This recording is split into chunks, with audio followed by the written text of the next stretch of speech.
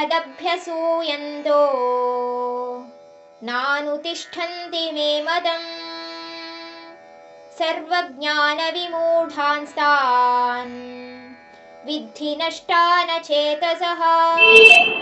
ಇಲ್ಲಿವರೆಗೂ ನಾ ಹೇಳಿಕೊಟ್ಟಂತ ಕರ್ಮಯೋಗವನ್ನ ಯಾರು ಪಾಲಿಸಕ್ಕೂ ಹೋಗದೆ ಅಥವಾ ಅಭ್ಯಾಸನೂ ಮಾಡೋದಕ್ಕೆ ಪ್ರಯತ್ನ ಪಡದೆ ಕನಿಷ್ಠ ಪಕ್ಷದಲ್ಲಿ ಅದ್ರ ಬಗ್ಗೆ ನಂಬಿಕೆಯೂ ಇಲ್ಲದೆ ಇರ್ತಾರೋ ಅವ್ರಿಗೆ ಯಾವುದೇ ರೀತಿಯಾದಂಥ ಜ್ಞಾನವನ್ನ ಪಡೆಯಲು ಕಷ್ಟ ಆಗತ್ತೆ.